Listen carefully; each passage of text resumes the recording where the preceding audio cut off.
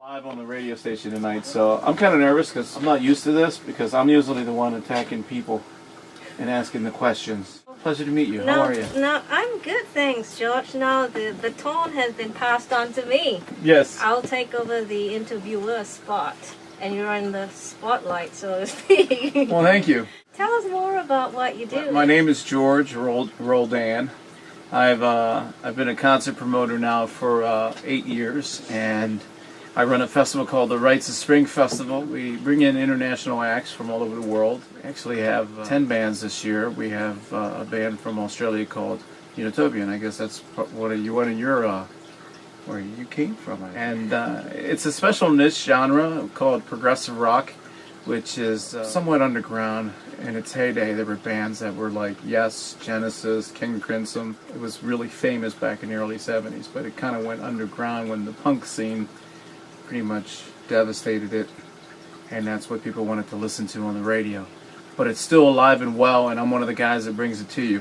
And you do that with your radio show, which is broadcast in which manner and how often again?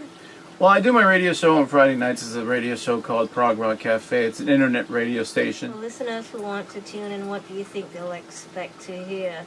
Some of George's favorites? Well, some of my favorites, and I get music from all over the world. I get music from inside of records. So there's so many labels right now, especially independent radios. I got music all over the place. I got so much music I can't listen to it. But primarily it's all progressive rock. I try to play as much as I can. I try to listen to as much as I can. On the average, I get about 30 to 60 CDs in a week. Sometimes I find some real gems in there, which is what helps me find bands to play our festival. It's really something that I love doing. I'm one of the few sources that actually tries to bring this music out. There's 2 North American festivals right now. The Rites of Spring Festival is the name of our festival. It used to be at the Keswick Theater in Philadelphia, and now we found a new place called the Majestic Theater in Gettysburg, Pennsylvania. Do you get many international visitors, or are they mainly local folk? We get more people coming from overseas and around the country than locals. Really? Yes. Have you had people from Australia and Singapore?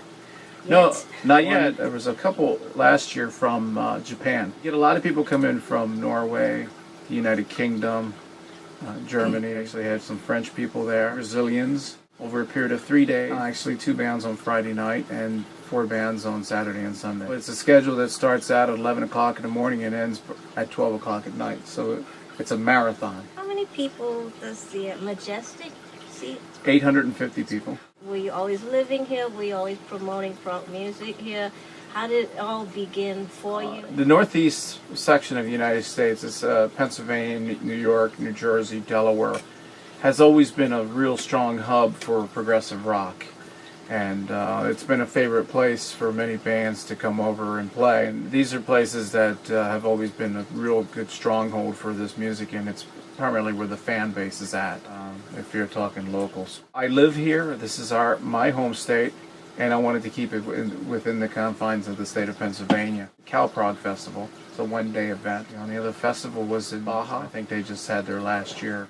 Where do you see it going from here? My goals have always been to bring the best in progressive rock and to bring the new and upcoming bands that are like starting off the ground. We have a section at our festival called the Morning Church Spot. It's the first band that plays on Sunday morning. It's a 90-minute set from 11 o'clock to 12:30.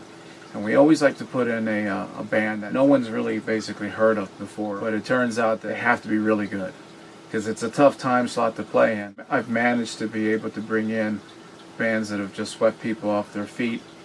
And these bands bring over 350, 400, 500 CDs, and they sell everything, including the t-shirts off the backs of the guys that are selling the t-shirts. Do you have an assessment criteria for what you consider is a very good band?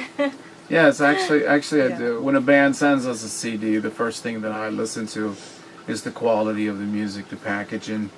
It's important that we get a professional package. It's important that the CD be good quality, especially with the production end of it. When you listen to something, you expect to hear that's what you're going to hear on a stage. You need to see them play live? Video clip of sorts? Not necessarily. No? Not necessarily. We've had bands that have actually played at ROSfest that have never played live before. One of them was Cryptic Vision. They were actually a studio band. There was actually only 2 members. And they put a band together. The following week, they actually opened up for Kansas. I get so much music and I listen to 3 tracks. I try to go through the CD as long as possible. If the music doesn't move you and it doesn't do anything for you and it doesn't fit the criteria, then you have to go to the next CD. Of course, there's band recognition. There are bands that are famous and bands that are well known, and that helps a band get to play our festival. You mentioned something about the singer's voice, and that's important. What kind of qualities do you look for in that voice? Dynamics, especially progressive rock music. There's a lot of harmonies, and it also depends on the type of progressive rock music it is too. Our festival specializes in harmonies, melodies, and symphonic music. And Neo's referred to a title of bands that came out in the early 80s. Bands like Marillion, IQ, Palace, plus what I call it art rock and symphonic rock.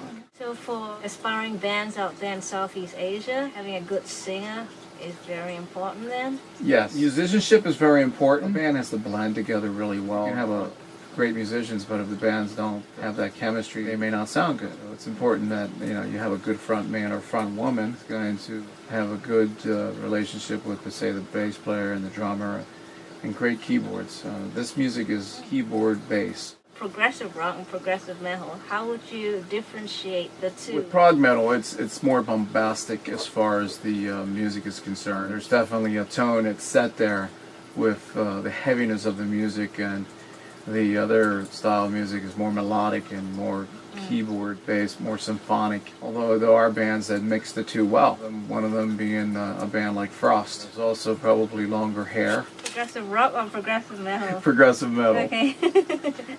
And they're probably younger bands too. I love progressive metal, and that's something I like to bring to my festival, to be quite honest with you. We've actually had electronic artists at our festival. They actually worked with us at our festival, and we gave them the opportunity to play. Dennis Haley was a keyboard player. Ellen Burnell is our drum tech. He has a drum kit, and he also does keys almost at the same time.